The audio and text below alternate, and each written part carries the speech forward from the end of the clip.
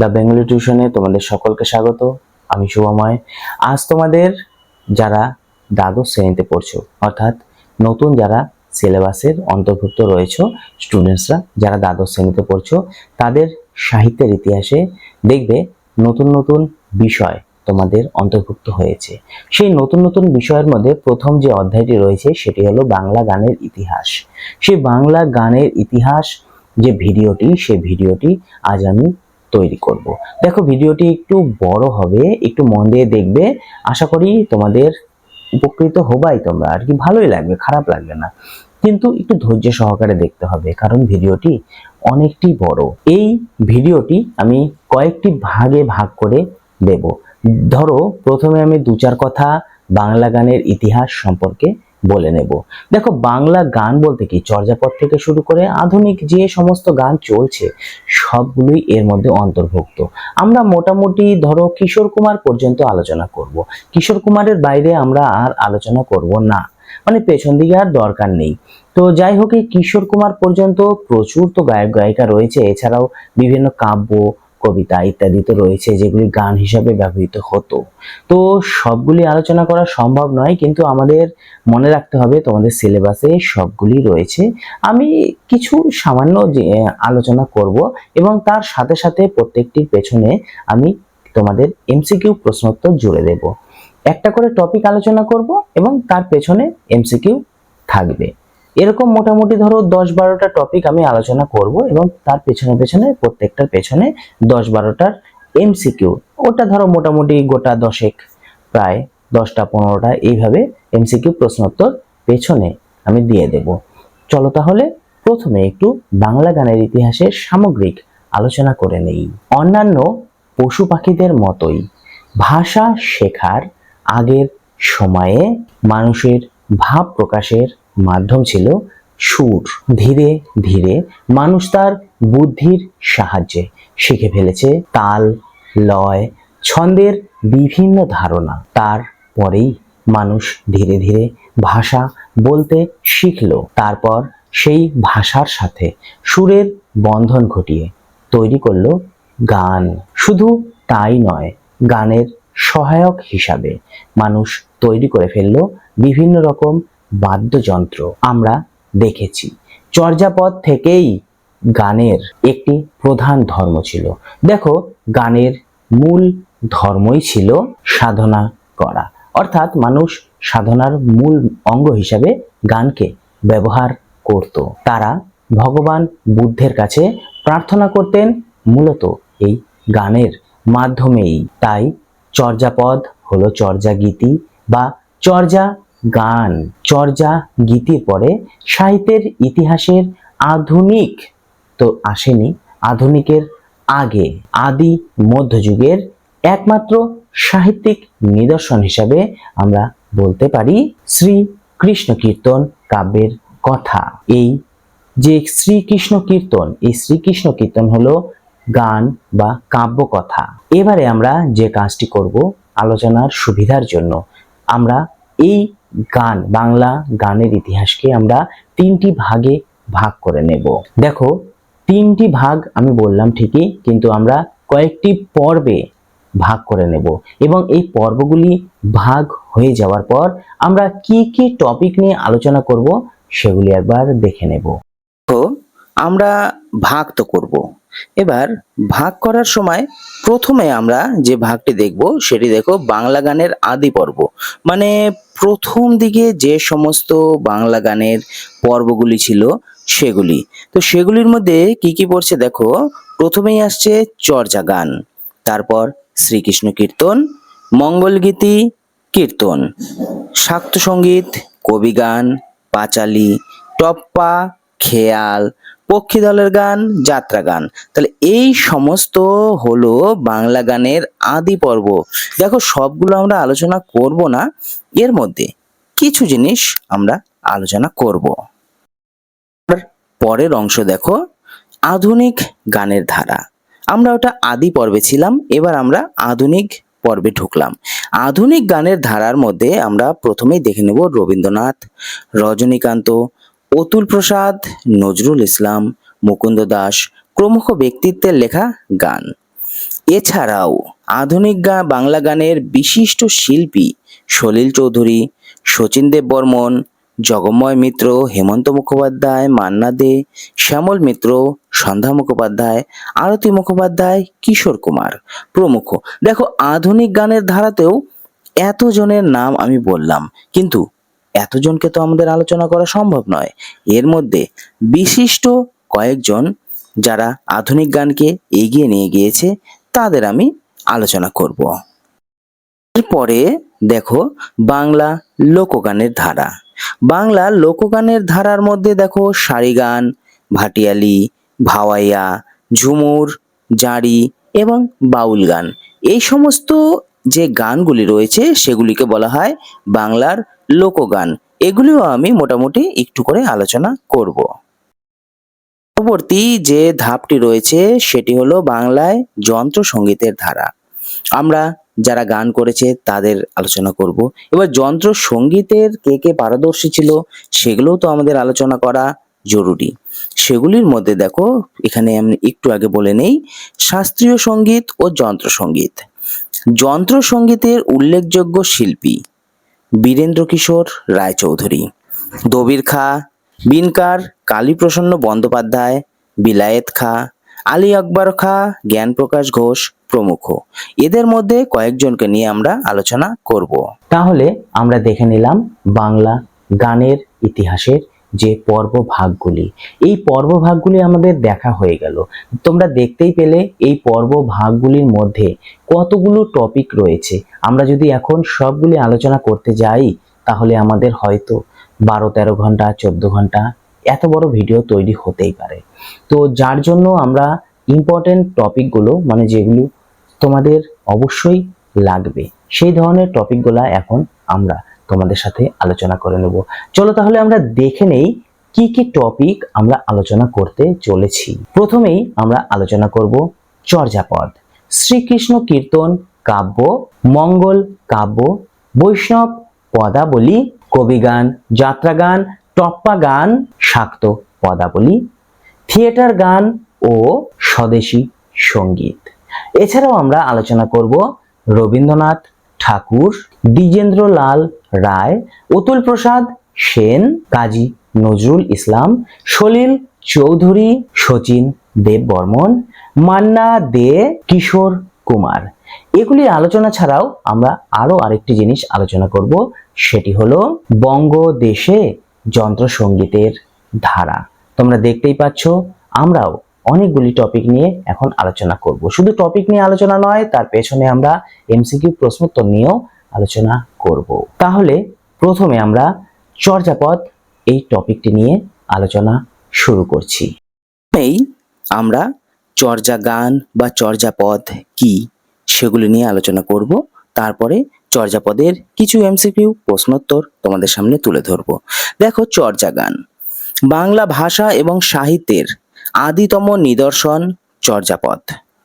বৌদ্ধ সিদ্ধাচার্যদের ধর্ম সাধনার গান। যারা বৌদ্ধভাবে যারা ধ্যান জ্ঞান করত, সিদ্ধ আচার্য, তাদের ধর্ম সাধনার গান হলো চর্যা গান।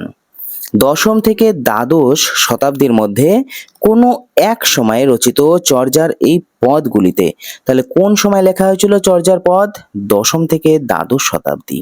এর মধ্যে রচিত যে কোনো সময় হতে পারে, দশম, একাদশ, দ্বাদশ, যে কোনো সময়, যে পদগুলিতে আলো আধারী ভাষার ধর্ম সাধনা কথা বলা হয়েছে, মানে কিছুটা বোঝা যায় কিছুটা বোঝা যায় না, একেই বলবে আলো আধারী ভাষা। এই ধরনের ভাষায় ধর্ম সাধনার কথা বলা হয়েছে এবং যা প্রচারিত হয়েছে গানের মাধ্যমে। শুধু মুখে মুখে বললে তো হলো না, সেগুলি প্রচার করা হয়েছে গানের মাধ্যমে। চর্যার পদগুলিতে বিভিন্ন রাগের উল্লেখ রয়েছে সুস্পষ্টভাবে। বাংলা ভাষায় 46টি সম্পূর্ণ এবং একটি পদের অর্ধেক আবিষ্কৃত হলেও চর্যার মোট পদসংখ্যা ছিল 51টি। যে 51টি পদ আমরা পেয়েছি, এই পদগুলি রচনা করেছিলেন 23 জন পদকর্তা। তার মানে 23 জন মিলে টোটাল 51টি পদ রচনা করেছিলেন। এই যে 23 জন রচনা করেছিলেন, 23 জনের নাম বলা তো সম্ভব নয়, কিন্তু আমরা কয়েকজন উল্লেখযোগ্য ব্যক্তির নাম বলতেই পারি। তাদের মধ্যে লুইপাদ, কাহ্নপাদ, ভুসুকপাদ, ঢ্যানঢ্যানপাদ, কুক্কুরিপাদ প্রমুখ বৌদ্ধ সহজিয়া সিদ্ধাচার্যরা চর্যার গান রচনার উল্লেখযোগ্য নাম। মানে এই সমস্ত ব্যক্তিরা খুব সুন্দর চর্যার পদগুলি লিখেছিলেন। চর্যাপদের পদগুলিতে তালের উল্লেখ না থাকলেও বাদ্যযন্ত্র হিসাবে পটহ বা ঢোল, মানে ঢোলকেই পটহ বলা হয়, মাদল, কষাল, ডমরু, বীণা, একতারা প্রভৃতির ব্যবহার যে প্রচলিত ছিল তা পদগুলি থেকে জানা যায়। বাংলা সঙ্গীতের বাংলা ভাষা প্রথম সাহিত্যরূপ লাভ করে এই চর্যাপদে। মানে চর্যাপদ থেকেই মূলত তুমি বলতে পারো যে বাংলা ভাষা সাহিত্যরূপ লাভ করেছিল। তাই বাংলা ভাষায় সঙ্গীত চর্চার আদি পর্বে তাই চর্যাপদের গুরুত্ব অস্বীকার করার উপায় নেই। চর্যাপদকে আমাদের প্রথমেই রাখতে হবে আদি পর্বে। চর্যাপদের কিছু এমসিকিউ প্রশ্নোত্তর আমরা এবার দেখে নেব। বাংলা সঙ্গীতের আদিতম লিখিত নিদর্শন হলো চর্যাপদ, শ্রীকৃষ্ণ কীর্তন, বৈষ্ণব পদাবলী, শাক্ত পদাবলী। সঠিক উত্তর চর্যাপদ। বাঙালির আদি গানের ইতিহাস সন্ধান করা উচিত। চর্যা গানে, শ্রীকৃষ্ণ কীর্তনে, বিভিন্ন আদিবাসী ও তাদের লোকসঙ্গীতে, মঙ্গল কাব্যগুলিতে। সঠিক উত্তর বিভিন্ন আদিবাসী ও তাদের লোকসঙ্গীতে। চর্যাপদ রচিত হয় আনুমানিক অষ্টম থেকে নবম শতাব্দীর মধ্যে, আনুমানিক নবম থেকে দশম শতাব্দীর মধ্যে, আনুমানিক দশম থেকে একাদশ শতাব্দীর মধ্যে, আনুমানিক দশম থেকে দ্বাদশ শতাব্দীর মধ্যে। সঠিক উত্তর আনুমানিক দশম থেকে দ্বাদশ শতাব্দীর মধ্যে। চর্যাপদের আবিষ্কর্তা হলেন হরপ্রসাদ শাস্ত্রী, বিধুশেখর শাস্ত্রী, বসন্ত রঞ্জন রায়, মুনি দত্ত। সঠিক উত্তর হরপ্রসাদ শাস্ত্রী। চর্যা গানের মোট সংখ্যা হলো 49, 50, 51, 52। সঠিক উত্তর 51। চর্যার যুগে সঙ্গীতের কটি অঙ্গ দেখা যায়? 2টি, 4টি, 5টি, 6টি। সঠিক উত্তর 6টি। চর্যা গীতির যুগে স্তুতিবাচক অঙ্গটির নাম ছিল স্বর, বিরুদ্ধ, তেনক, পদ। সঠিক উত্তর বিরুদ্ধ।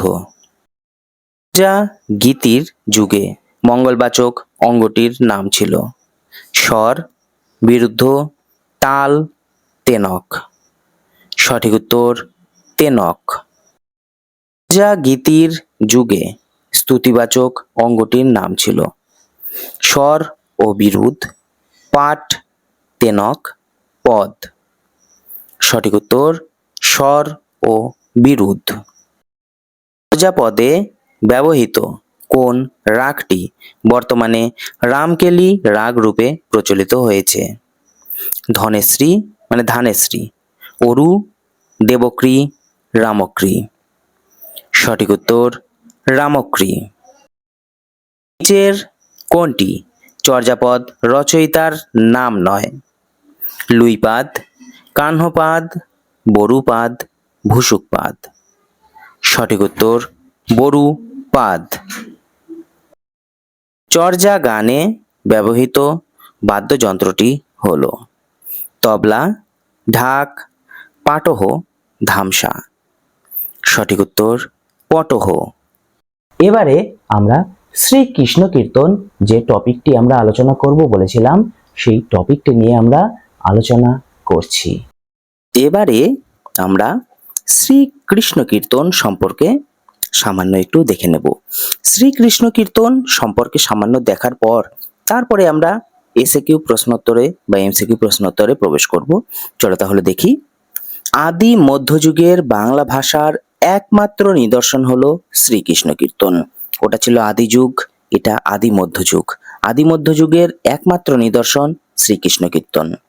নাট্য লক্ষণযুক্ত এই নাট্যগীতি জাতীয় রচনা আখ্যান কাব্যটির ছত্রে ছত্রে মিশে রয়েছে গীতিরস। তার মানে শ্রীকৃষ্ণ কীর্তন আমরা এর মধ্যে নাটকের লক্ষণ দেখতে পাই। এছাড়াও নাট্যগীতি তো বটেই, সেটি তার মধ্যে মিলেমিশে রয়েছিল গীতিরস। আলোচ্য কাব্যে নাট্যধর্ম প্রাধান্য লাভ করলেও গীতি কবিতার সুর অনুরণিত হয়েছে অনেক পদেই। দেখো, নাট্যধর্ম এর মধ্যে আছে, এটা আমরা স্বীকার করছি, কিন্তু গীতি কবিতাও এর মধ্যে অবশ্যই রয়েছে। শ্রীকৃষ্ণ কীর্তন কাব্যে মোট 418টি পদ ও 32টি রাগ রাগিনীর উল্লেখ রয়েছে। প্রতিটি পদেই রয়েছে রাগ ও তালের সুস্পষ্ট নির্দেশ। লোক সঙ্গীতের শ্রীকৃষ্ণ কীর্তন কাব্যের প্রথম দিকে ঝুমুর শ্রেণীর লোকসঙ্গীতের প্রভাব লক্ষ্য করা যায়। তার মানে শ্রীকৃষ্ণ কীর্তন কাব্যের প্রথম দিকে ঝুমুর শ্রেণীর যে লোকসঙ্গীত সেটি আমরা লক্ষ্য করি। 13টি খণ্ডে বিভক্ত এই কাব্যের শেষ দুটি খণ্ড তথা বংশীখণ্ড ও রাধা বিরহ, 13টির মধ্যে লাস্ট যে দুটি মানে হচ্ছে 12 এবং 13 নাম্বার বংশীখণ্ড ও রাধা বিরহে গীতি কবিতার সুর মূর্ছনা অন্য মাত্রা লাভ করেছে। এখানে নাটকীয় চাঞ্চল্য এবং গীতি কবিতার গভীরতায় মিলে গেছে। রাধা বিরহ খণ্ডে গীতিরসের যে স্বতঃস্ফূর্ত প্রকাশ ঘটেছে তা পরিপূর্ণতা লাভ করেছে পরবর্তী বৈষ্ণব পদাবলীর মধ্যে। গুরু চণ্ডীদাস রচনা করেন শ্রীরাম পাঁচালী, চর্যাপদ, শ্রীকৃষ্ণ কীর্তন, বৈষ্ণব পদাবলী। সঠিক উত্তর শ্রীকৃষ্ণ কীর্তন। কৃষ্ণ কীর্তন হলো মূলত একটি নাটগীতি, নাটক, সঙ্গীত, কাব্য। সঠিক উত্তর নাট গীতি। কৃষ্ণ কীর্তনের স্বর্গগুলিকে কি বলা হয়? সনেট, ছন্দ, খণ্ড, পংক্তি। সঠিক উত্তর খণ্ড। কৃষ্ণ কীর্তনের খণ্ড সংখ্যা কটি? 10টি, 11টি, 12টি, 13টি। সঠিক উত্তর 13টি। কৃষ্ণ কীর্তনের মোট পদের সংখ্যা 400টি, 415টি, 418টি, 422টি। সঠিক উত্তর 418টি। কৃষ্ণ কীর্তনে মোট রাগ রাগিনীর সংখ্যা হলো 25টি, 30টি, 32টি, 35টি। সঠিক উত্তর 32টি। কৃষ্ণ কীর্তন এই নামকরণটি করেন বসন্ত রঞ্জন রায়, হরপ্রসাদ শাস্ত্রী, বিধুশেখর শাস্ত্রী, প্রবোধচন্দ্র বাগচি। সঠিক উত্তর বসন্ত রঞ্জন রায়। কেদার কিসের নাম? শ্রীকৃষ্ণ কীর্তনে ব্যবহৃত রাগের নাম, শ্রীকৃষ্ণ কীর্তনে ব্যবহৃত তালের নাম, চর্যাপদে ব্যবহৃত রাগের নাম, চর্যাপদে ব্যবহৃত তালের নাম। সঠিক উত্তর শ্রীকৃষ্ণ কীর্তনে ব্যবহৃত রাগের নাম। কৃষ্ণ কীর্তনের নায়ক হলেন চৈতন্যদেব, বিষ্ণু, বড়াই, কৃষ্ণ। সঠিক উত্তর কৃষ্ণ। শ্রীকৃষ্ণ কীর্তনের নায়িকা হলেন বড়াই, রাধিকা, চন্দ্রাবলী, কুবজা। সঠিক উত্তর রাধিকা। এবারে আমরা মঙ্গল কাব্য যে টপিকটি রয়েছে সেই টপিকটি নিয়ে আলোচনা করছি। আমরা মঙ্গল কাব্য, সেই মঙ্গল কাব্য নিয়ে আলোচনা করব। দেখো, পঞ্চদশ থেকে অষ্টাদশ শতাব্দী পর্যন্ত 400 বছর বিস্তৃত বাংলা সাহিত্যের ইতিহাসে মধ্যযুগের সবচেয়ে জনপ্রিয় সাহিত্য কীর্তি হলো মঙ্গল কাব্য। মঙ্গল কাব্য লেখা হয়েছিল তাহলে পঞ্চদশ থেকে অষ্টাদশ মানে 1500 থেকে 1800 শতাব্দীর এই মিডিল এজের 400 বছর, এই 400 বছরের মাঝে রবীন্দ্রনাথ মঙ্গল কাব্যগুলি সম্পর্কে লিখেছেন। এই মঙ্গল কাব্যগুলির মধ্যেই বাংলা কাব্য ভাষার প্রথম আত্মোপলব্ধির অভিব্যক্তি দেখা গিয়েছে। তার মানে মঙ্গল কাব্যগুলির মধ্যেই কাব্য ভাষার প্রথম প্রকাশ আমরা পেয়েছি। মঙ্গল কাব্যগুলি গীতের আকারে একটা দীর্ঘ সময় বাংলাদেশের মানুষের মনে গভীর প্রভাব বিস্তার করেছিল। বাংলাদেশের যে মানুষ, আমরা বাঙালি, তাদের মনে এই মঙ্গল কাব্যগুলি গভীর প্রভাব ফেলেছিল, এটা তো আমরা অস্বীকার করতে পারি না। মঙ্গল কাব্যগুলি 8 দিন ধরে গাওয়া হতো। সমাজের বিভিন্ন মঙ্গল বৈশিষ্ট্য অনুষ্ঠানে এই গান গাওয়ার প্রচলন ছিল। মানে যে কোনো তোমার মঙ্গল অনুষ্ঠান, যে কোনো মঙ্গল অনুষ্ঠানে এই গান গাওয়া হতো। বহু রাগ রাগিণীর উল্লেখ মঙ্গল কাব্যে পাওয়া গেলেও সেগুলি স্থায়ী, অন্তরা, সারি, আভোগ ইত্যাদি ভাগে বিভক্ত নয়। মূলত 16টি পালায় বিভক্ত এই আখ্যায়িকা কাব্যগুলি গাওয়া হতো পাঁচালীর ঢঙে। পাঁচালীর সুর করে এই গানগুলি করা হতো। এগুলির মধ্যে, মঙ্গল কাব্যগুলির মধ্যে উল্লেখযোগ্য কয়েকটি মঙ্গল কাব্য ধরো মনসা মঙ্গল, চণ্ডী মঙ্গল, ধর্মমঙ্গল। এই 3 প্রধান মঙ্গল কাব্য ছাড়াও ষষ্ঠী মঙ্গল, শীতলা মঙ্গল, সূর্য মঙ্গল, শিব মঙ্গল, দুর্গা মঙ্গল ইত্যাদি অপ্রধান মঙ্গল কাব্যেরও ব্যাপক প্রসার প্রমাণ করে মঙ্গল গান সেকালে জনমানসে প্রভাব বিস্তার করতে পেরেছিল। পঞ্চদশ শতাব্দী থেকে মনসাকে নিয়ে নানারূপ মাহাত্ম্যসূচক ও রূপকথা বিষয়ক এরকম ভূমিকা কাব্যগীতি দল বেঁধে গাওয়ার প্রচলন শুরু হয়েছিল। মানুষের মনে স্থান করে নিতে পেরেছে বলে বাংলা গানের ইতিহাসে মঙ্গল কাব্যগুলির গুরুত্ব অমলিন হয়ে থাকবে চিরকাল। এবারে আমরা মঙ্গল কাব্যের কিছু এমসিকিউ প্রশ্নোত্তর নিয়ে আলোচনা করব। মঙ্গল গানকে বলা হতো ব্রহ্মসঙ্গীত, বন্দনা গান, কীর্তন গান, পাঁচালী গান। সঠিক উত্তর পাঁচালী গান। আদিকালে কোন রাগে মঙ্গল গান গাওয়ার চল ছিল? কৈশিকী বা বট্টা, মল্লারি বা মল্লার, মালসী, পটমঞ্জুরি। সঠিক উত্তর কৌশিকী বা বট্টা। লৌকিক ছন্দে মঙ্গল কাব্যগুলি গাওয়া হতো? পাঁচালী, ধামালি, লাচারি, কীর্তন।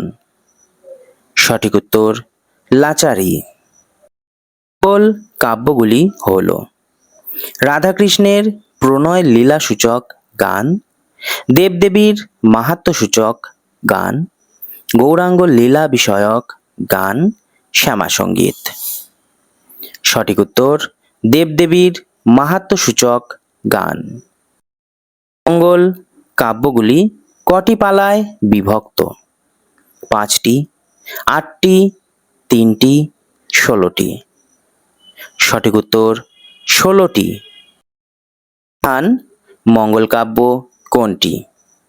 শিবমঙ্গল, কালিকা মঙ্গল, ধর্মমঙ্গল, রায়মঙ্গল। সঠিক উত্তর ধর্মমঙ্গল। একটি অপ্রধান মঙ্গল কাব্য হল চণ্ডীমঙ্গল, সূর্যমঙ্গল, ধর্মমঙ্গল, মনসা মঙ্গল। সঠিক উত্তর সূর্যমঙ্গল। মঙ্গল কাকে নিয়ে রচিত? বনবিবি, দক্ষিণ রায়, চণ্ডী, রায় গুণাকর। সঠিক উত্তর দক্ষিণ রায়। মনসা মঙ্গলের একজন বিখ্যাত রচয়িতা হলেন কেতকা দাস ক্ষেমানন্দ, চণ্ডীদাস, মুকুন্দ দাস মানে মুকুন্দ চক্রবর্তী, ভারতচন্দ্র। সঠিক উত্তর কেতকা দাস ক্ষেমানন্দ। চণ্ডী মঙ্গল কাব্যের রচয়িতা হলেন চণ্ডীদাস, ঘনরাম চক্রবর্তী, মুকুন্দ চক্রবর্তী, বিজয়গুপ্ত। সঠিক উত্তর মুকুন্দ চক্রবর্তী। ধর্মমঙ্গল রচনা করেছেন মুকুন্দ চক্রবর্তী, ঘনরাম চক্রবর্তী, বিপ্রদাস পিপলাই, বিজয়গুপ্ত। সঠিক উত্তর ঘনরাম চক্রবর্তী। মঙ্গল কাব্যগুলি কতদিন ধরে গাওয়ার প্রচলন ছিল? 2 দিন, 3 দিন, 7 দিন, 8 দিন। সঠিক উত্তর 8 দিন। মনসা গীতি রাঢ়বঙ্গে কি নামে পরিচিত? ভাসান, রয়ানি, ঝাপান, সাইটল বিশহরীর গান। সঠিক উত্তর ঝাপান। মনসা গীতি দক্ষিণবঙ্গে কি নামে পরিচিত? ঝাপান, ভাসান, রয়ানি, সাইটল বিশহরীর গান। সঠিক উত্তর ভাসান। মনসা গীতি পূর্ববঙ্গে কি নামে পরিচিত? ঝাপান, ভাসান, রয়ানি, সাইটল বিশহরীর গান। সঠিক উত্তর রয়ানি। মনসা গীতি উত্তরবঙ্গে কি নামে পরিচিত? সাইটল বিশহরীর গান, মানে এটা ঘ নাম্বার। রয়ানি, ভাসান, ঝাপান। সঠিক উত্তর সাইটল বিশহরীর গান। এবারে আমরা বৈষ্ণব পদাবলী এই টপিকটি নিয়ে আলোচনা করব। দেখো, তোমাদের প্রথমেই বলেছিলাম প্রত্যেকটি টপিকের পেছনে এমসিকিউ প্রশ্নোত্তর দিয়ে দেব। তো এই টপিকগুলোর পেছনেও আমরা এমসিকিউ প্রশ্নোত্তর দিয়ে দেব। এবারে আমরা বৈষ্ণব পদাবলী। আমরা বৈষ্ণব পদাবলী সম্পর্কে অনেকেই অনেক কিছু জানি। সেই বৈষ্ণব পদাবলী সম্পর্কে সামান্য আলোচনা করব। দেখো তাহলে, বৈষ্ণব পদাবলী হলো বাংলা সাহিত্যের একটি বিশেষ ধারা, যা পঞ্চদশ শতকে শ্রী চৈতন্যদেবের আবির্ভাবের পর প্রসার লাভ করে। তাহলে শ্রী চৈতন্যদেব যখন আবির্ভূত হয়েছিল, তারপর থেকেই বৈষ্ণব পদাবলী প্রসার লাভ করেছিল। এটি মূলত রাধাকৃষ্ণের প্রেম লীলা এবং ভক্তিভাবের ওপর ভিত্তি করেই রচিত। তাহলে রাধাকৃষ্ণর প্রেম এবং আমরা যে রাধাকৃষ্ণর ওপর যে ভক্তি করি, সেই ভক্তিকে কেন্দ্র করেই এটি রচিত। এই ধারার প্রধান কবিরা হলেন বিদ্যাপতি, চণ্ডীদাস, জ্ঞানদাস ও গোবিন্দ দাস। বৈষ্ণব পদাবলীর মূল বিষয়বস্তু হলো রাধাকৃষ্ণের প্রেম, বিরহ, বিরহ মানে বিচ্ছেদ, মিলন ও ভক্তি। বৈষ্ণব পদাবলীতে রাধাকৃষ্ণের প্রেমকে পার্থিব প্রেম থেকে আধ্যাত্মিক প্রেমে উন্নীত করা হয়েছিল। মানে আমাদের এই সমাজের যে প্রেম, এই প্রেম থেকে একটা ঐশ্বরিক প্রেমে সেটিকে নিয়ে যাওয়া হয়েছিল। 12 শতকে সংস্কৃতে রচিত জয়দেবের গীত গোবিন্দমে এ ধারার প্রথম কাব্য। তাহলে গীত গোবিন্দম এ ধারার প্রথম কাব্য। পরে 14 শতকে বড়ু চণ্ডীদাস বাংলা ভাষায় রচনা করেন শ্রীকৃষ্ণ কীর্তন নামে একখানি আখ্যান কাব্য। শ্রীকৃষ্ণ কীর্তন কে লিখেছিল? তাহলে বড়ু চণ্ডীদাস। বাংলা ভাষায় রচিত এটি প্রথম কাব্য। এতে রাধাকৃষ্ণের লীলা বিষয়ক বিভিন্ন ভাবের 418টি স্বয়ংসম্পূর্ণ পদ রয়েছে। চণ্ডীদাস নামে একজন পদকর্তা রাধাকৃষ্ণের প্রেমলীলা অবলম্বনে উৎকৃষ্ট মানের অনেক পদ রচনা করেছিলেন। 15 শতকে মিথিলার কবি বিদ্যাপতি ব্রজবুলিতে রাধাকৃষ্ণের লীলা বিষয়ক অনেক পদ রচনা করেছিলেন। পদগুলি বাঙালিদের নিকট এতটাই জনপ্রিয় হয়েছিল যে সেগুলির কারণে ব্রজবুলি ভাষাটাই গুরুত্বপূর্ণ হয়ে ওঠে এবং পরবর্তীকালে অনেক বাঙালি কবি এ ভাষায় বৈষ্ণব পদ রচনা করেছিলেন। কোন ভাষায়? ব্রজবুলি ভাষায়। এক্ষেত্রে হিন্দু মুসলমানের ভেদ ছিল না।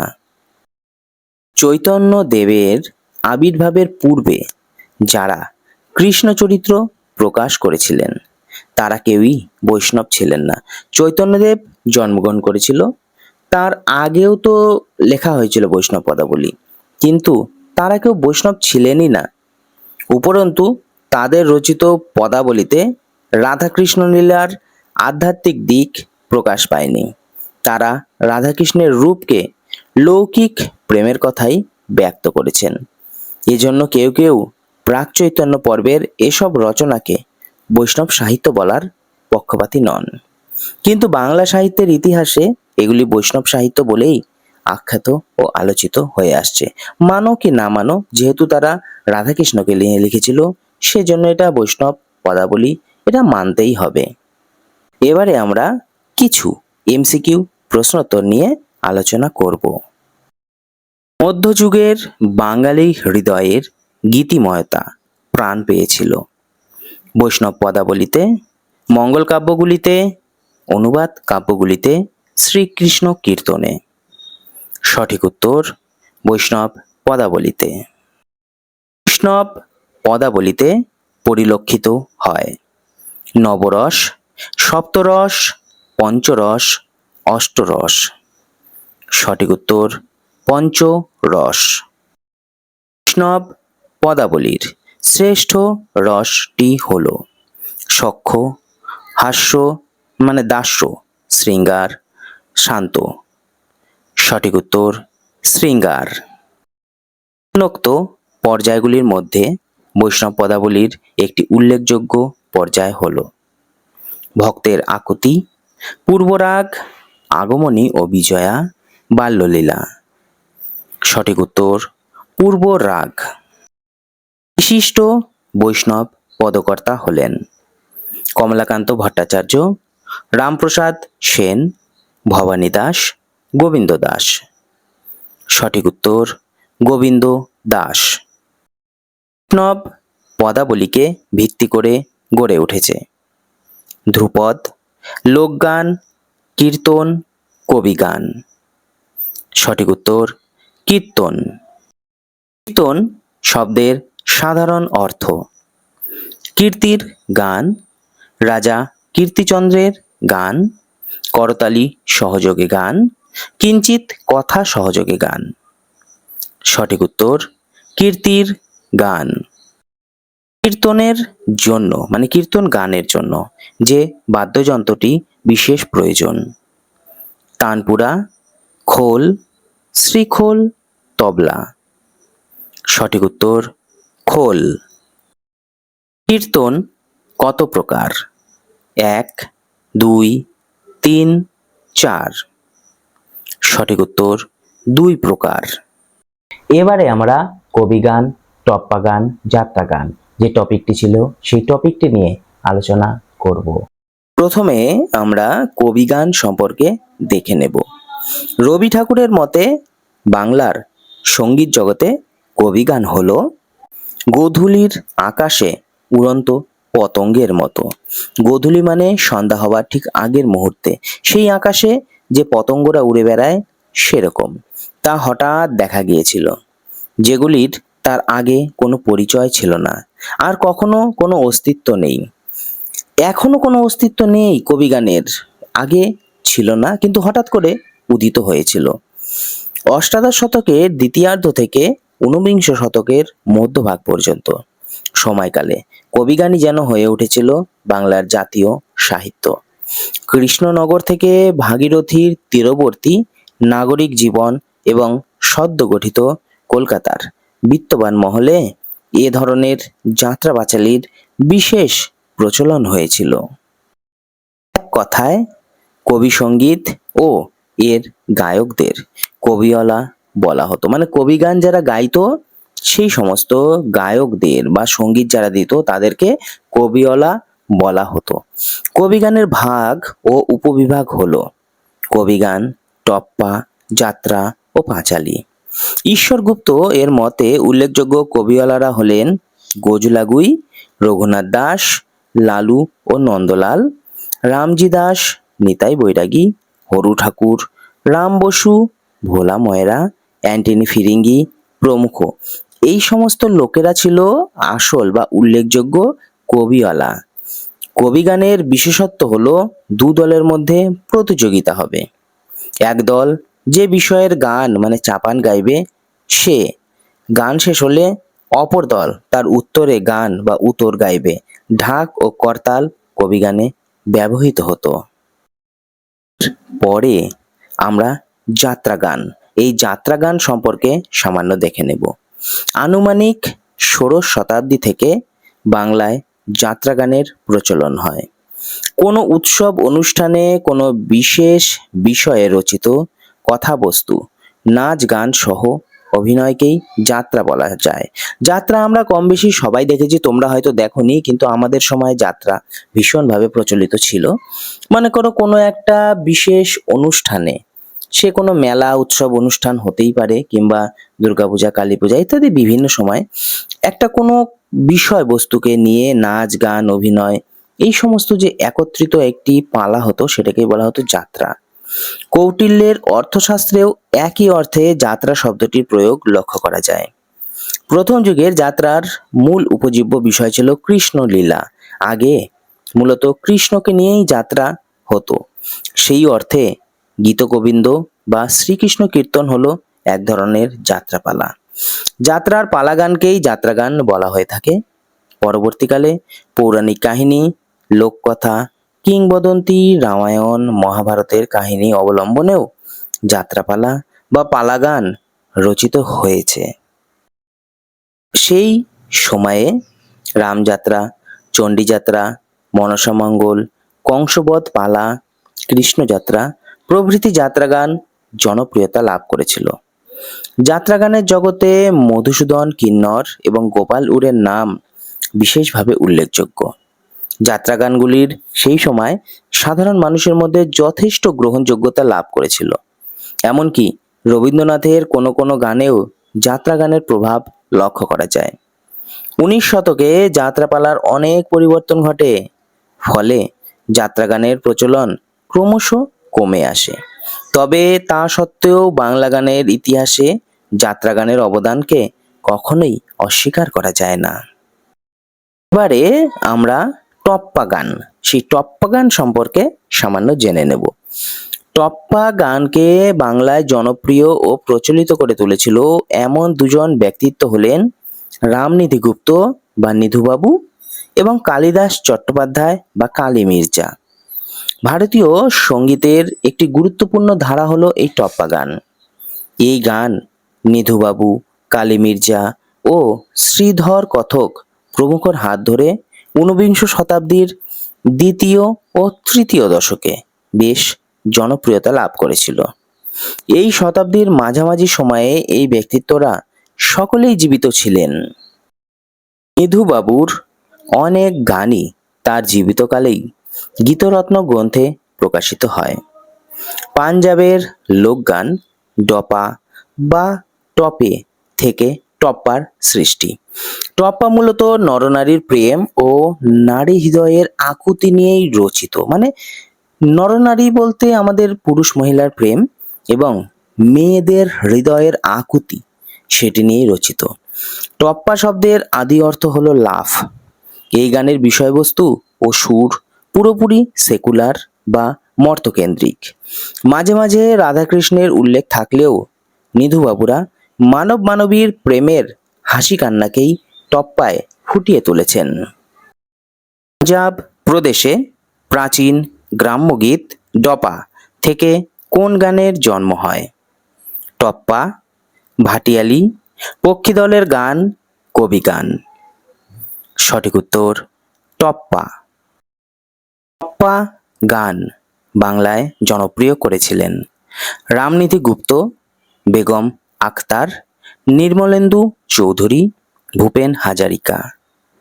সঠিক উত্তর রামনিধি গুপ্ত। কৃষ্ণধন বন্দ্যোপাধ্যায়ের গীত সূত্রসার অনুযায়ী টপ্পা শব্দের অর্থ হল ঝাঁপ, লাফ, দ্রুত, তাড়াতাড়ি। সঠিক উত্তর লাফ। আর সহযোগিতায় নিধুবাবু আখড়াই গানের সংস্কার করেছিলেন প্রতাপচন্দ্র সেন, বিনয়চন্দ্র সেন, কলইচন্দ্র সেন, বিকাশচন্দ্র সেন। সঠিক উত্তর কলইচন্দ্র সেন। গীত রত্ন নামক গ্রন্থটির লেখক হলেন রামনিধি গুপ্ত, রামকানাই গুপ্ত, রামনিধি মিত্র, রামতনু গুপ্ত। সঠিক উত্তর রামনিধি গুপ্ত।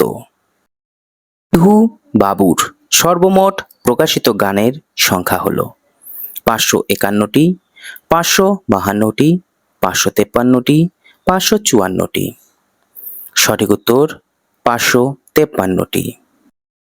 টপ্পা গায়ক কালী মির্জার প্রকৃত নাম ছিল কালীপদ চট্টোপাধ্যায়, কালিদাস চট্টোপাধ্যায়, কালীপ্রসন্ন মুখোপাধ্যায়, কালীপদ বন্দ্যোপাধ্যায়। সঠিক উত্তর কালিদাস চট্টোপাধ্যায়।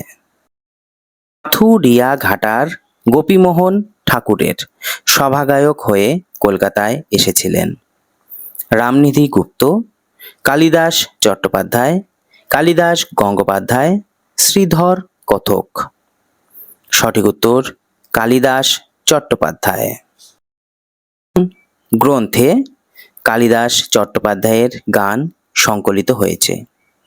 গীতসুধা, গীত সংকলন, গীতমণি, গীত লহরী। সঠিক উত্তর গীত লহরী। গীত লহরী নামক গ্রন্থে কালিদাস চট্টোপাধ্যায়ের কটি গান সংকলিত হয়েছে? 230টি, 235টি, 237টি, 239টি। সঠিক উত্তর 237টি। সারা দেশে প্রথম কে খেয়ালের চর্চা শুরু করেন?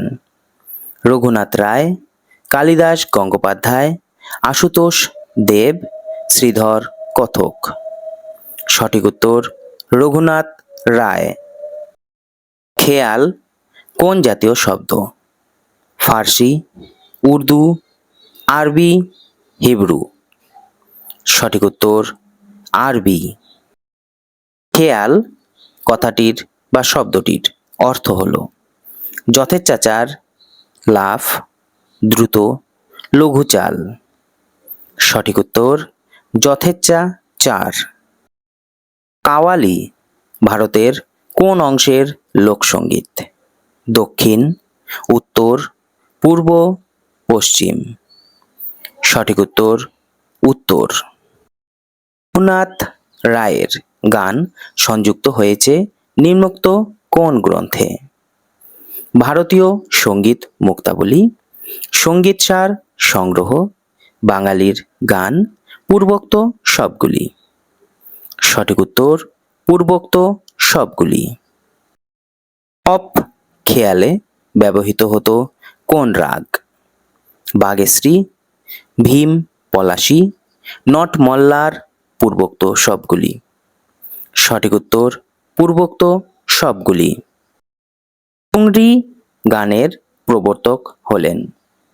লখনৌয়ের নবাব ওয়াজেদ আলী শাহ, বাংলার নবাব হুসেন শাহ, আবুল ফজল, রামনিধি গুপ্ত। সঠিক উত্তর লখনৌয়ের নবাব ওয়াজেদ আলী শাহ। টংলা শব্দটি যে জাতীয় গানের সাথে যুক্ত তা হলো টপ্পা, ঠুংরি, খেয়াল, ধামার। সঠিক উত্তর ঠুংরি। বাংলায় ঠুংরির প্রসার ঘটে বিষ্ণুপুরকে কেন্দ্র করে, মেটিয়াবুরুজকে কেন্দ্র করে, শান্তিপুরকে কেন্দ্র করে, শ্রীরামপুরকে কেন্দ্র করে। সঠিক উত্তর মেটিয়াবুরুজকে কেন্দ্র করে। বেগম আখতার নাম যে গানের সাথে স্মরণীয়? ঠুংরি, টপ্পা, খেয়াল, ধ্রুপদ। সঠিক উত্তর ঠুংরি। গঙ্গা নারায়ণ চট্টোপাধ্যায়ের নাম যে জাতীয় গানের সাথে স্মরণীয় তা হলো ঠুংরি, টপ্পা, খেয়াল, ধ্রুপদ। সঠিক উত্তর ধ্রুপদ। এবারে আমরা শাক্ত পদাবলী যে টপিকটি রয়েছে সেই টপিকটি নিয়ে আলোচনা করব। আমরা শাক্ত সঙ্গীত বা শাক্ত পদাবলী সেই সম্বন্ধে একটু কথা বলে নেব। অষ্টাদশ শতাব্দীর মধ্যভাগে বাংলাদেশে শাক্ত সঙ্গীত তথা শাক্ত পদাবলীর উদ্ভব ঘটে। তাহলে কখন? অষ্টাদশ শতাব্দীর মধ্যভাগে। এই ধারার সঙ্গীতে প্রকাশ পেয়েছে ভক্তিরসের আন্তরিকতা, ভক্ত হৃদয়ের সবুজ আকুতি, বাল্য লীলা, আগমনী, বিজয়া, জগজ্জননীর রূপ, ভক্তের আকুতি, মনোদীক্ষা ইত্যাদি। এর দুটি ভাগ উমা সঙ্গীত ও শ্যামা সঙ্গীত। শ্যামা সঙ্গীতগুলিকে সাধক মনের সরাসরি প্রকাশ সঙ্গীতকে গীতিধর্মী করে তুলেছে। রামপ্রসাদ সেন ও কমলাকান্ত ভট্টাচার্য শাক্ত সঙ্গীতের দুই বিশিষ্ট ব্যক্তিত্ব। উমা সঙ্গীত ও শ্যামা সঙ্গীত ধারা দুটির স্রষ্টা এবং শ্রেষ্ঠ কবি কবিরঞ্জন রামপ্রসাদ সেন একাধারে ভক্ত ছিলেন, কবি ছিলেন, গায়ক ছিলেন। রামপ্রসাদের উমা সঙ্গীতে ধর্ম ও ভক্তিভাব আবৃত হয়েছে মেনকার সহজ সরল স্নেহরসে। বাঙালি মায়ের চিরন্তনী হৃদয়াবেগ ধরা পড়েছে রামপ্রসাদের আগমনী পর্যায়ের গানে। রামপ্রসাদের শ্যামা সঙ্গীতগুলির মধ্যে তত্ত্বভাবনা ও ভক্তি সাধনার মেলবন্ধন ঘটেছে। রামপ্রসাদের গানে রাগ সঙ্গীত ও দেশজ সুরের সমান্তরাল প্রবাহ লক্ষ্য করা যায়। কথা ও সুরের সপ্রাণ আবেদনে রামপ্রসাদী গান আজও বাঙালি হৃদয়ের সম্পদ। শাক্ত সঙ্গীতের অন্য একজন শক্তিশালী কবি এবং গীতিকার হল কমলাকান্ত ভট্টাচার্য। অষ্টাদশ শতাব্দীর শেষ ভাগ থেকে ঊনবিংশ শতকের প্রথম দশক পর্যন্ত সঙ্গীত চর্চা করেছেন কমলাকান্ত। টপ্পা রীতির প্রভাব কমলাকান্তের শাক্ত সঙ্গীতকে এক ধরনের বিশিষ্টতা দান করেছে। রামপ্রসাদ সেনের প্রভাব অস্বীকার করতে না পারলেও এই কবির অধিকাংশ গানের মধ্যেই একটি নিজস্ব আন্তরিকতার সুর ধ্বনিত হয়েছে। জনপ্রিয়তার নিরিখে রামপ্রসাদের পরেই বাঙালি মনে কমলাকান্তের স্থান। শতকে শাক্ত পদাবলীর সূচনা হয়। সপ্তদশ, অষ্টাদশ, ঊনবিংশ কোনোটিই নয়। সঠিক উত্তর অষ্টাদশ। ভক্তের বয়ানে গীত মাতৃ আরাধনার হেতু রচিত গীত হলো কোনটি? লীলা কীর্তন, বৈষ্ণব পদাবলী, শাক্ত সঙ্গীত, কবি গান। সঠিক উত্তর শাক্ত সঙ্গীত। শাক্ত পদাবলীর প্রথম ও প্রধান কবি কে? দাশরথী রায়, নন্দকিশোর দাস, কমলাকান্ত ভট্টাচার্য, রামপ্রসাদ সেন। সঠিক উত্তর রামপ্রসাদ সেন। রামপ্রসাদের প্রাপ্ত উপাধি হল কবিরাজ, কবিরঞ্জন, কীর্তন সম্রাট, কবি সাধক। সঠিক উত্তর কবিরঞ্জন। শাক্ত সঙ্গীতে টপ্পা গানের প্রভাব ছিল রামপ্রসাদ সেনের, ঈশ্বরচন্দ্র গুপ্তের, কমলাকান্ত ভট্টাচার্যের, অ্যান্টনি ফিরিঙ্গির। সঠিক উত্তর কমলাকান্ত ভট্টাচার্যের। শাক্ত সঙ্গীতের উদ্ভব ঊনবিংশ শতকে, সপ্তদশ শতকে, অষ্টাদশ শতকে কোনোটিই নয়। সঠিক উত্তর অষ্টাদশ শতকে। শাক্ত পদাবলী মূলত দেবদেবীর মাহাত্ম্য বর্ণনা হেতু রচিত গীত, রাধাকৃষ্ণের প্রেমলীলা বিষয়ক গান, মাতৃ আরাধনা হেতু ভক্তকৃত গান, কীর্তন। সঠিক উত্তর মাতৃ আরাধনা হেতু ভক্তকৃত গান। রামপ্রসাদ সেন জন্মগ্রহণ করেছিলেন আনুমানিক 1715 খ্রিস্টাব্দে, আনুমানিক 1720 খ্রিস্টাব্দে, আনুমানিক 1722 খ্রিস্টাব্দে, আনুমানিক 1725 খ্রিস্টাব্দে। সঠিক উত্তর আনুমানিক 1720 খ্রিস্টাব্দে। রামপ্রসাদ সৃষ্ট শাক্ত সঙ্গীতের ধরনটির নাম কবিরঞ্জন গীতি, শ্যামা সঙ্গীত, মালসী, রামপ্রসাদী। সঠিক উত্তর রামপ্রসাদী। রামপ্রসাদের কোন পর্যায়ের পদগুলি ছিল সর্বশ্রেষ্ঠ?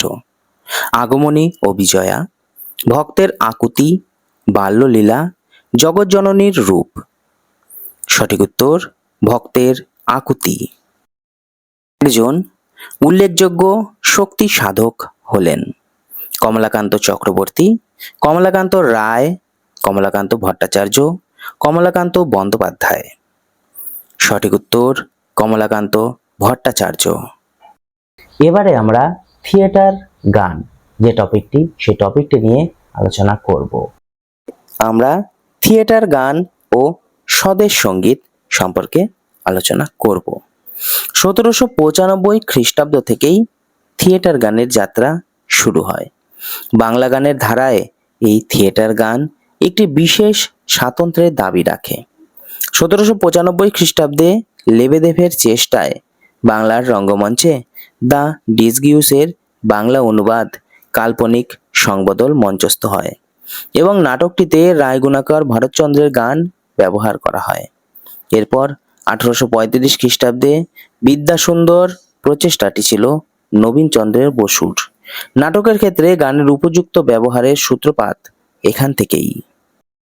এই নাটকে একই সঙ্গে শাস্ত্রীয় ও লঘু সঙ্গীত পরিবেশিত হয়েছিল। গোপালুরের এই নাটকের জনপ্রিয়তাও ছিল উল্লেখযোগ্য। 1857 খ্রিস্টাব্দে কবিচন্দ্র রচিত গানের ব্যবহার হয়েছে অভিজ্ঞান শকুন্তলায়। এরপর একে একে রামনারায়ণ তর্করত্নের কুলিনকুল সর্বস্ব, রত্নাবলী, নবনাটক এবং মালতী মাধব মঞ্চস্থ করতে গুরুদয়াল চৌধুরী ও বানোয়ারিলাল রায়ের রচিত গানগুলি ব্যবহার করা হয়েছে।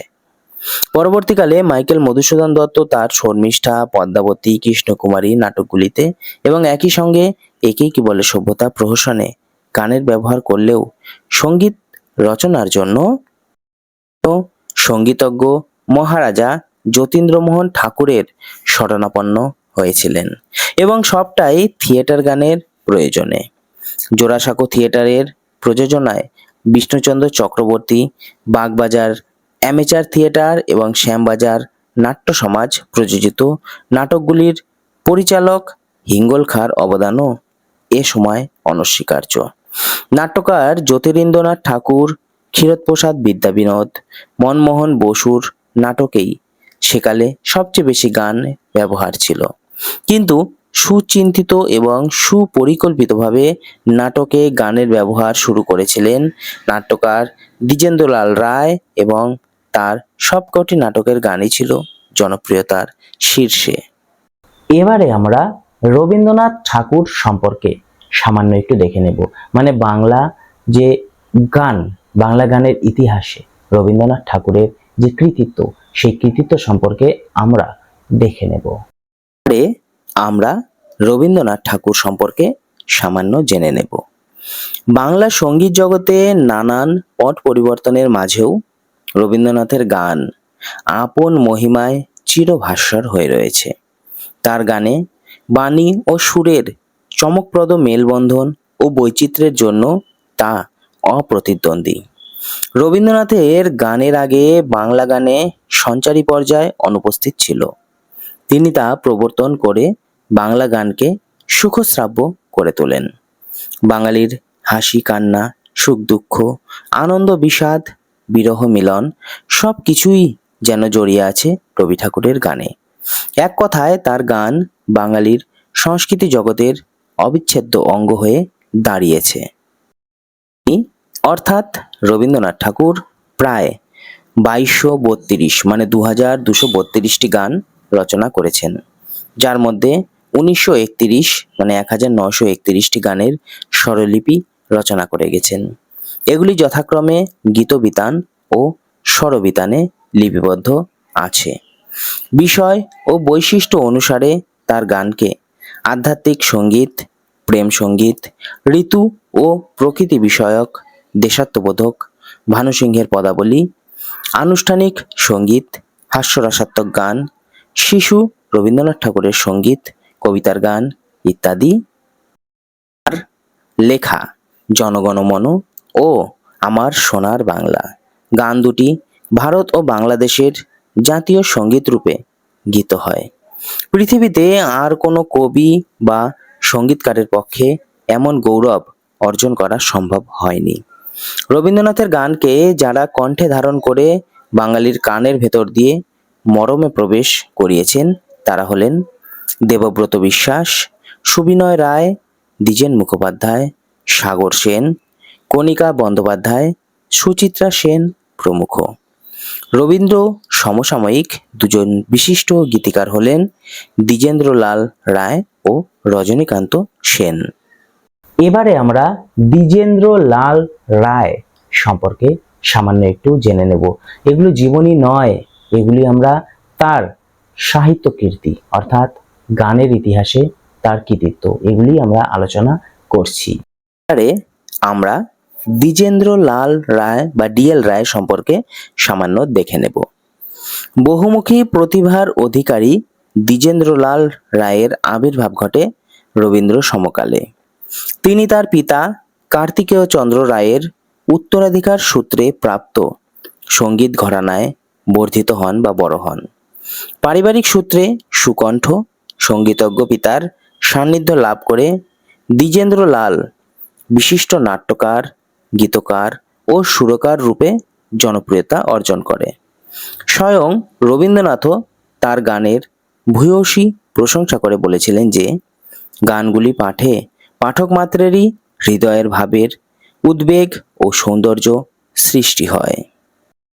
দ্বিজেন্দ্র লালের বহু নাটকে গানের ব্যবহার লক্ষণীয়, মানে তার বহু নাটকে আমরা গান দেখতেই পাই। 1900 খ্রিস্টাব্দে তার হাসির গান এবং পরে আরো কয়েকটি সঙ্গীত সংকলন গ্রন্থ প্রেমের গান, ভক্তির গান, স্বদেশ মন্ত্রের গান প্রকাশিত হয়। দ্বিজেন্দ্রলালের কয়েকটি উল্লেখযোগ্য স্বদেশী গানের দৃষ্টান্ত বঙ্গ আমার, জননী আমার, ধাত্রী আমার, আমার দেশ, ধনধান্যে পুষ্পে ভরা আমাদের এই বসুন্ধরা। ভারতীয় ক্লাসিক্যাল সঙ্গীতের সুরের পাশাপাশি ইংরেজি গানের সুর সৃষ্টিতেও তিনি ছিলেন সমান পারদর্শী। বিদেশে থাকাকালীন তিনি আইরিশ ও স্কচ গান গ্রন্থনা করেছেন। এবারে আমরা অতুল প্রসাদ সেন সম্পর্কে বা তার যে কৃতিত্ব গানের ইতিহাসে সে সম্পর্কে একটু জেনে নেব। এবারে আমরা অতুল প্রসাদ সেন তার সম্পর্কে সামান্য জেনে নেব। বাংলা মায়ের চিরশ্যামল ক্রোড়ে জন্মগ্রহণ করলেও অতুল প্রসাদ সেনকে কর্মসূত্রে চলে যেতে হয় উত্তরপ্রদেশের লখনৌ শহরে। পেশায় ব্যারিস্টার হলেও অতুল প্রসাদ প্রতিটি বাঙালির অত্যন্ত কাছের মানুষ। লখনৌয়ের সঙ্গীত ঘরানা তার কাছে অনবদ্য সুরের ডালা তুলে অতুল প্রসাদ সেনের আবির্ভাব হয়েছিল। তার হাত ধরেই বাংলা গানে শাস্ত্রীয় সঙ্গীতের অনুপ্রবেশ ঘটেছে। অতুল প্রসাদের গানগুলিকে আমরা দেবতা, প্রকৃতি, স্বদেশ, মানব ও বিবিধ এই 5টি পর্যায়ে ভাগ করে নিতে পারি। পরাধীনতার তীব্র জ্বালা তাকে কতটা ব্যথিত করেছিল তা হও ধরমেতে বীর, ওঠো গো ভারত লক্ষ্মী, বলো বলো বলো সবে, মোদের গর্ব মোদের আশা এই গানগুলিতেই স্পষ্ট হয়ে ওঠে। বাংলা ভাষায় গজল রচনা তিনি পথিকৃৎ, আবার বাউল, ভাটিয়ালি, কীর্তন প্রভৃতি দেশজ সুরেও তিনি অনেক গান বেঁধেছিলেন।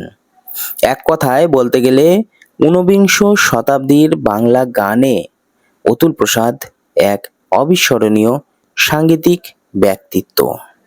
এবারে আমরা কাজী নজরুল ইসলাম সম্পর্কে সামান্য জেনে নেব, অর্থাৎ বাংলা গানের ইতিহাসে কাজী নজরুল ইসলামের অবদান সম্পর্কে সামান্য দেখে নেব। আমরা কাজী নজরুল ইসলাম সম্পর্কে সামান্য জেনে নেব। রবীন্দ্র পরবর্তী বাংলা গানের মন্দিরে বৈচিত্র্যের ডালি হাতে নিয়ে আবির্ভূত হন নজরুল। সঙ্গীতকার হিসাবে তার প্রতিভার স্ফুরণ ঘটেছিল 1928 থেকে 1942, প্রায় 14 বছর। এই সময়কালে নজরুল প্রায় 3249টি গান রচনা করেছিলেন। নজরুলের অধিকাংশ গানেরই বিষয়, ভাবনা, প্রেম ও প্রকৃতি। তার যে গানগুলিতে ঋতু প্রসঙ্গ এসেছে সেগুলি হলো এসো শারদে প্রাতের পথিক। বিভিন্ন রাগ রাগিনীর ব্যবহার করে নজরুল অসংখ্য গান রচনা করেছেন। এছাড়া নিজে বেশ কিছু রাগ উদ্ভাবন করেছেন। এছাড়াও লোকসঙ্গীতের আঙ্গিকে বাঁধা তার গানগুলি অনবদ্য। নজরুলের স্বদেশ সঙ্গীত গানগুলি ইংরেজ শাসকের রাতের ঘুম কেড়ে নিয়েছিল। কারার ওই লৌহ কপাট, চল চল চল, দুর্গম গিরি প্রভৃতি গানগুলি আজও স্মরণীয় হয়ে আছে। এছাড়াও নজরুল গজল, ইসলামিক গান ও ভক্তিগীতিও রচনা করেছিলেন। এবারে আমরা সলিল চৌধুরী সম্পর্কে সামান্য একটু দেখে নেব। সলিল চৌধুরী বাংলা গানের ইতিহাসে যে কৃতিত্ব রেখেছিলেন সেই সম্পর্কে একটু জেনে নেব। এবারে আমরা সলিল চৌধুরী সম্পর্কে সামান্য জেনে নেব। সলিল চৌধুরী বাংলা তথা ভারতীয় সঙ্গীত জগতে এক উজ্জ্বল জ্যোতিষ্ক। তিনি আসলে সঙ্গীত পরিচালক, তবে একজন কবি ও চিত্রনাট্যকার রূপে ভারতীয় সঙ্গীত ঘরানার তিনি বিশেষ স্থানলাভ করেছেন। বাংলা, হিন্দি, মালায়ালাম প্রভৃতি চলচ্চিত্রে তিনি সঙ্গীত পরিচালকের ভূমিকায় অবতীর্ণ হয়ে সার্থকনামা হয়ে উঠেছেন। গণনাট্য সংঘের সদস্য সলিল চৌধুরী যে বিখ্যাত গণসঙ্গীতগুলি জন্ম দিয়েছিল, যেমন বিচারপতি, অবাক পৃথিবী, রানার প্রভৃতি চিরকালের সম্পদ। তিনি নানা নাটকে গান রচনা করে সুর দিয়ে গ্রামে গ্রামে অপামর জনসাধারণের মধ্যে সঙ্গীতের প্রসার ঘটান। জীবনের প্রথম চলচ্চিত্র পরিবর্তন 1949 এবং শেষ ছবি মহাভারতী 1994 সহ তিনি মোট 40টি ছবিতে কাজ করেছেন। হিন্দি চলচ্চিত্র দো বিঘা জমিনে তিনি সঙ্গীত পরিচালকের ভূমিকায় অবতীর্ণ হন। বাংলা, হিন্দি ছাড়াও মালায়ালাম চলচ্চিত্রেও সঙ্গীত পরিচালনার দায়িত্ব গ্রহণ করেন। সর্বোপরি তিনি প্রায় 75টির মতো হিন্দি, 40টির মতো বাংলা ও 26টি মালায়ালাম ছবিসহ ভারতীয় অন্যান্য ভাষায় নির্মিত অনেক ছবিতে সঙ্গীত পরিচালনার দায়িত্ব পালন করেন। 1958 খ্রিস্টাব্দে মধুমতি চলচ্চিত্রের জন্য ফিল্মফেয়ার সেরা সঙ্গীত পরিচালকের পুরস্কার এবং 1988 খ্রিস্টাব্দে ভারত সরকার কর্তৃক সঙ্গীত নাটক একাডেমি সম্মানে ভূষিত হন। এবারে আমরা শচীন দেব বর্মন সম্পর্কে সামান্য জেনে নেব, অর্থাৎ বাংলা গানের ইতিহাসে শচীন দেব বর্মন কি কৃতিত্ব রেখেছিলেন সেই সম্পর্কে জেনে নেব। এবারে আমরা শচীন দেব বর্মন সম্পর্কে দু এক কথা দেখে নেব। বাংলা আধুনিক গান থেকে শুরু করে লোকসঙ্গীত, রাগ প্রধান গান এবং চলচ্চিত্র গানের প্রাঙ্গণে যার অবাধ বিচরণ আমরা লক্ষ্য করা গিয়েছিল, তিনি হলেন শচীন দেব বর্মন। কুমিল্লা নিবাসী শচীন দেব বর্মন বাংলা ও হিন্দি চলচ্চিত্রের দুনিয়ায় এক খ্যাতনামা সঙ্গীত পরিচালকের আসন দখল করতে সক্ষম হয়েছিলেন। তার সাঙ্গীতিক প্রতিভার বিকাশে যাদের ভূমিকা ছিল উল্লেখযোগ্য, তারা হলেন বিশিষ্ট সঙ্গীতজ্ঞ কৃষ্ণচন্দ্র দে, ভীষ্মদেব চট্টোপাধ্যায়, খলিফা বাদল খাঁ এবং ওস্তাদ আলাউদ্দিন খাঁ। নজরুল ইসলামের সঙ্গে তার ঘনিষ্ঠ সম্পর্ক ছিল বলে জানা যায়। তিনি সুদূরের প্রিয়ে ছবিতে সঙ্গীত নির্দেশনার মধ্য দিয়ে বাংলা চলচ্চিত্রের জগতে আত্মপ্রকাশ করেন। সঙ্গীত জগতে তার অসামান্য অবদানের জন্য বিভিন্ন সময় তাকে নানান পুরস্কারে সম্মানিত করা হয়, যার মধ্যে সঙ্গীত নাটক একাডেমি পুরস্কার, এশিয়া ফিল্ম সোসাইটি পুরস্কার, সেরা পুরুষ গায়কের জাতীয় পুরস্কার, শ্রেষ্ঠ সঙ্গীত পরিচালকের জাতীয় পুরস্কার ইত্যাদি উল্লেখযোগ্য। এবারে আমরা মান্না দের কৃতিত্ব সম্পর্কে সামান্য দেখে নেব। আরে আমরা মান্না দে সম্পর্কে সামান্য দেখে নেব। বাংলা গানের ইতিহাসে মান্না দে নামে খ্যাত এই বিশিষ্ট সঙ্গীত শিল্পীর প্রকৃত নাম ছিল প্রবোধচন্দ্র দে। তাহলে মান্না দের প্রকৃত নাম প্রবোধচন্দ্র দে। তার শৈশবে সঙ্গীত শিক্ষায় হাতখড়ি হয় কাকা সঙ্গীতাচার্য কৃষ্ণচন্দ্র দের কাছে। পরে তিনি ওস্তাদ দবির খাঁর কাছে শাস্ত্রীয় সঙ্গীতের তালিম নেন। এছাড়াও ওস্তাদ আমন আলী খান, ওস্তাদ আব্দুল রহমান খানের মতো সঙ্গীত গুরুদের ছত্রছায়ায় তার সাঙ্গীতিক প্রতিভার বিকাশ ঘটতে থাকে। পরবর্তী সময়ে তিনি চলচ্চিত্রের নেপথ্য সঙ্গীত শিল্পী হিসাবে গান গাওয়ার সুযোগ পান। তিনি প্রথম নেপথ্য শিল্পী হিসাবে আত্মপ্রকাশ করেন 1942 খ্রিস্টাব্দে। সর্বমোট 1250টির মতো গান তার কণ্ঠে গীত হয়, যার মধ্যে 611টি চলচ্চিত্রের গান, ও 365 আধুনিক গান ছিল। বাংলা ও হিন্দি ভাষায় তিনি যেমন গান গেয়েছেন, তেমনি ভোজপুরি, পাঞ্জাবি, অসমিয়া, ওড়িয়া, গুজরাটি, মালায়ালামের মতো নানা ভাষায় গান গাওয়ায় তার শৈল্পিক দক্ষতার পরিচয় পাওয়া যায়। তিনি বেশ কিছু রবীন্দ্রসঙ্গীত, শ্যামাসঙ্গীত ও দ্বিজেন্দ্র গীতি সহ আরো কত ধরনের যে গান গেয়েছেন তার কোনো সীমা নেই। ও দেবতা, দেবদাস, সন্ন্যাসী রাজা, বন পলাশীর পদাবলী, মৌচাক, ছদ্মবেশী প্রভৃতি চলচ্চিত্রে গান গেয়ে বাংলা চলচ্চিত্র জগৎকে তিনি যেমন সম্পৃক্ত করেছেন, তেমনি দর্শক চিত্তে নিজ প্রতিভার স্বাক্ষর রেখে যেতেও সক্ষম হয়েছেন। সঙ্গীত শিল্পে তার উল্লেখযোগ্য অবদানের জন্য তিনি বিভিন্ন সময় বহুবিধ পুরস্কারে ভূষিত হন। তিনি ভারত সরকার প্রদত্ত পদ্মশ্রী, পদ্মভূষণ, দাদাসাহেব ফালকে পুরস্কার লাভ করেন। পশ্চিমবঙ্গ সরকার কর্তৃক বঙ্গবিভূষণ পুরস্কারেও সম্মানিত হন।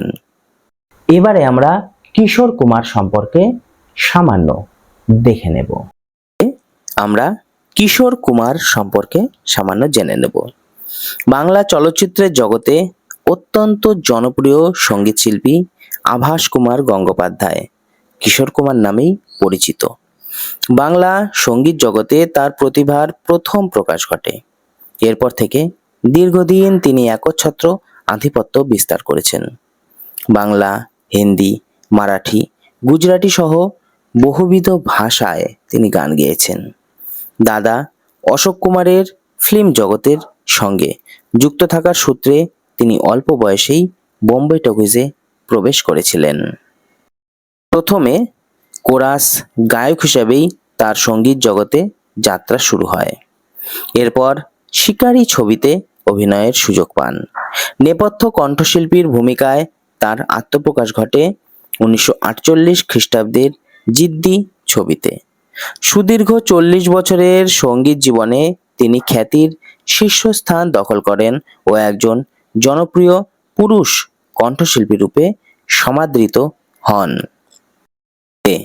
শুধু কণ্ঠশিল্পী ও অভিনেতা হিসাবেই নয়, একজন সুরকার, গীতকার, চিত্র পরিচালক, প্রযোজক, চিত্রনাট্য রচয়িতা এবং রেকর্ড প্রযোজক হিসাবেও তার দক্ষতা ছিল অপরিসীম।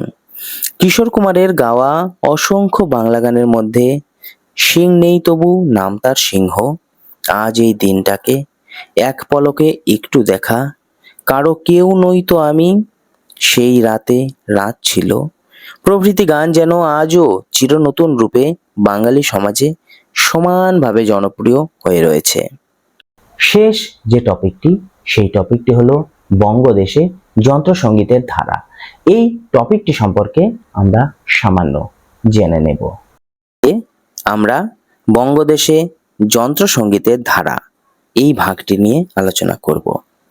কণ্ঠসঙ্গীতের পাশাপাশি যন্ত্রসঙ্গীতও শ্রোতাকে আবিষ্ট করে রাখে সুরের মূর্ছনায়। এই যন্ত্রসঙ্গীতের জগতে বাংলার অনেক উল্লেখযোগ্য জ্যোতিষ্ক স্থান করে নিয়েছে স্বপ্রতিভায়। বীণা ও সুর শৃঙ্গারে দবির খা ছিল বিনোকার। তাহলে বীণা বাজাতো কে? দবির খা। বীরেন্দ্র কিশোর রায়চৌধুরী, ক্ষেত্রমোহন ঠাকুর, রাধিকা মোহন মৈত্র, কৃষ্ণচন্দ্র দে প্রমুখ প্রতিভার স্বাক্ষর রেখেছেন। রুদ্রবীণায় প্রমথনাথ বন্দ্যোপাধ্যায় বিশেষ উল্লেখের দাবি রাখেন। সেতারে এক ঝাঁক বাঙালি কৃতিত্বের স্বাক্ষর রেখেছিলেন। তাদের মধ্যে নিখিল বন্দ্যোপাধ্যায়, রবিশঙ্কর, জিতেন্দ্রনাথ ভট্টাচার্য উল্লেখযোগ্য। অন্নপূর্ণা দেবীর সেতারের সঙ্গে সঙ্গে সুরবাহারে বিশেষ পারদর্শী ছিলেন। শারদ বাদনে আয়াত আলী খাঁ, আলাউদ্দিন খাঁ, বাহাদুর খাঁ, আলী আকবর খাঁ উল্লেখযোগ্য ছিলেন। বাঁশিতে বঙ্গদেশের উজ্জ্বল কৃতির মধ্যে আফতাবউদ্দিন খাঁ, পান্নালাল ঘোষ উল্লেখযোগ্য ছিলেন। সন্তুর নামক বাদ্যযন্ত্রে দুলাল রায় এবং হারমোনিয়ামে মন্টু মহারাজ বিশেষ খ্যাতি লাভ করেছেন। তবলাতে যারা নিজস্ব প্রতিভার পরিচয় দিয়েছেন তারা হলেন হীরেন্দ্র কুমার গঙ্গোপাধ্যায়, জ্ঞানপ্রকাশ ঘোষ, আবিদ হোসেন, শঙ্কর ঘোষ, কানাই ঘোষ, বিক্রম ঘোষ, তন্ময় বসু প্রমুখ। এই সকল যন্ত্রসঙ্গীতের দিকপাল কেবল নিজ ক্ষেত্রে নয়, অনেক চলচ্চিত্র বা নাটকে সঙ্গীত পরিচালনা করে বা আবহ সঙ্গীত রচনা করেও সফল হয়েছেন। গানে সঞ্চারীর প্রবর্তন করেছিলেন রবীন্দ্রনাথ ঠাকুর, দ্বিজেন্দ্রলাল রায়, রজনীকান্ত সেন, অতুল প্রসাদ সেন। সঠিক উত্তর রবীন্দ্রনাথ ঠাকুর। রবীন্দ্রনাথ ঠাকুর আনুমানিক কটি গান রচনা করেছিলেন? 2132টি, 2222টি, 2232টি, 2242টি। সঠিক উত্তর 2232টি। স্বরবিতান গ্রন্থে আনুমানিক কটি রবীন্দ্রসঙ্গীতের স্বরলিপি মুদ্রিত হয়েছে? 1930টি, 1931টি, 1932টি, 1933টি। সঠিক উত্তর 1931টি। রবীন্দ্রনাথ নিজের গানকে কটি পর্যায়ে ভুক্ত করেছেন? 1টি, 2টি, 3টি, 4টি। সঠিক উত্তর 4টি। সুরের দিক থেকে রবীন্দ্রসঙ্গীতকে কটি শ্রেণীতে ভাগ করা যায়? 3টি, 4টি, 5টি, 6টি। সঠিক উত্তর 5টি। রবীন্দ্রনাথ হিন্দি গানের সুর দিয়ে কটি ধ্রুপদ রচনা করেছিলেন? 72টি, 75টি, 76টি, 77টি। সঠিক উত্তর 77টি। হিন্দি ধামারের অনুকরণে রবীন্দ্রনাথ কটি গান রচনা করেছিলেন? 10টি, 12টি, 14টি, 16টি। সঠিক উত্তর 14টি। রবীন্দ্রনাথ রচিত মৌলিক ঠুংরির সংখ্যা?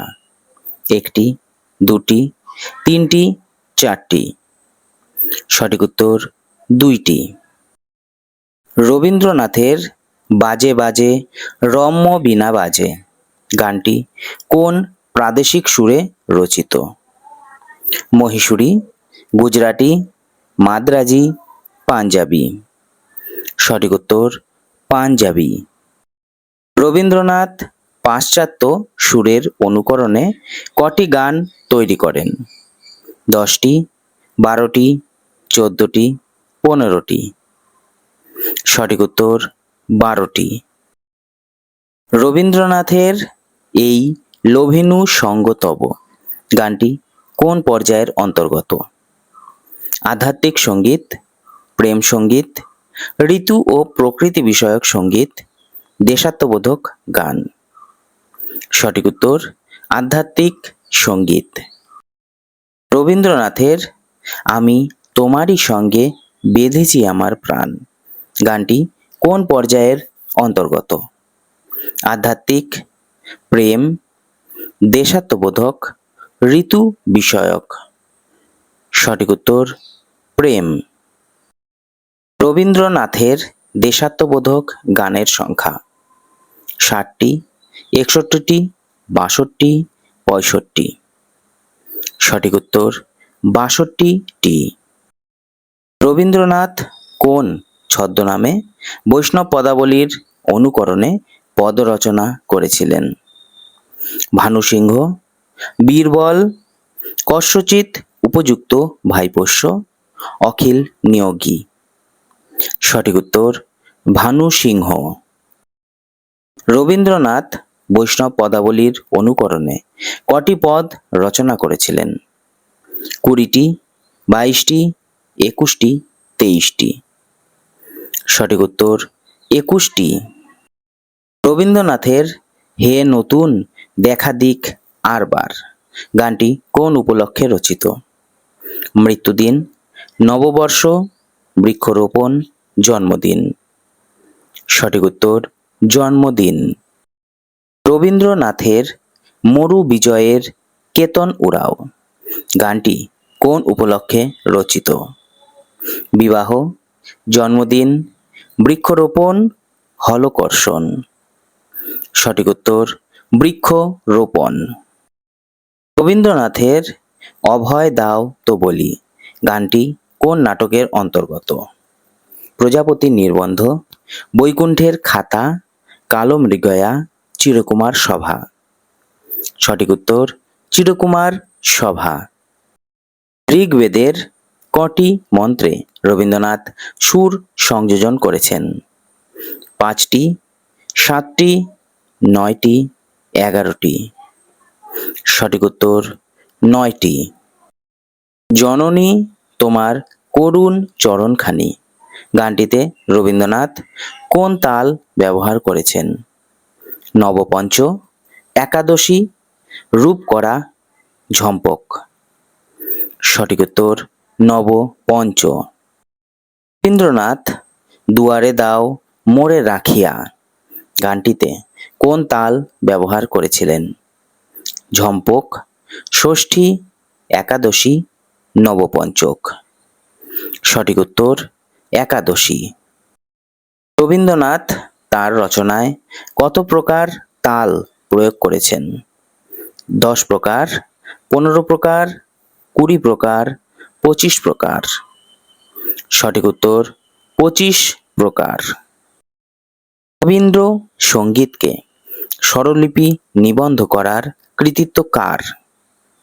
গুণেন্দ্রনাথ ঠাকুর, দীনেন্দ্রনাথ ঠাকুর, জ্যোতিরিন্দ্রনাথ ঠাকুর, সত্যেন্দ্রনাথ ঠাকুর। সঠিক উত্তর দীনেন্দ্রনাথ ঠাকুর। অনধান্য পুষ্পভরা গানটির রচয়িতা কে? রবীন্দ্রনাথ ঠাকুর, দ্বিজেন্দ্রলাল রায়, অতুল প্রসাদ সেন, রজনীকান্ত সেন। সঠিক উত্তর দ্বিজেন্দ্রলাল রায়। দ্বিজেন্দ্রলাল রায়ের পিতা কার্তিকেয় চন্দ্র রায় কোন জাতীয় সঙ্গীতের চর্চা করতেন? খেয়াল, টপ্পা, ঠুংরি, কীর্তন।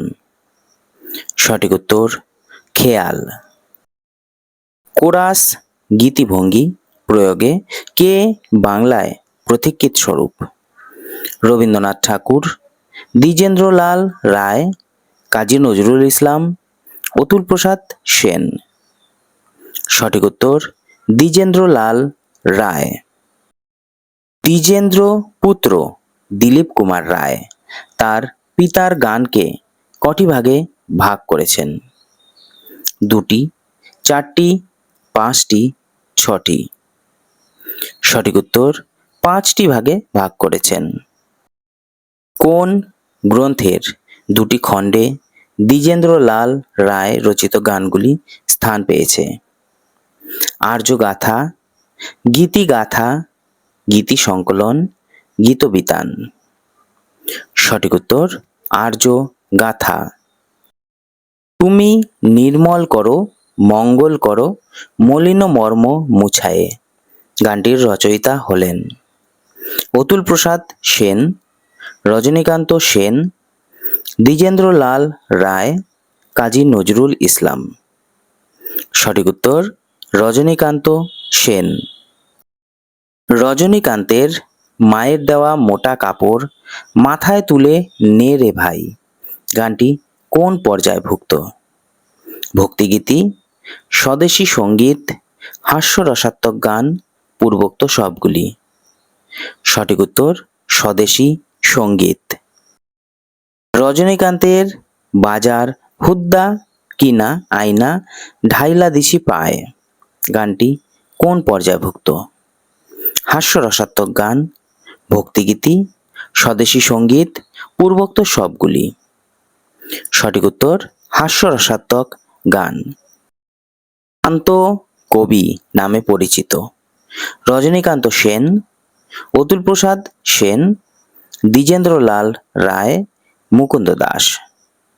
সঠিক উত্তর রজনীকান্ত সেন। হও ধরমেতে ধীর, হও করমেতে বীর গানটি লিখেছিলেন? অতুল প্রসাদ সেন, রজনীকান্ত সেন, নজরুল ইসলাম, রবীন্দ্রনাথ ঠাকুর। সঠিক উত্তর অতুল প্রসাদ সেন।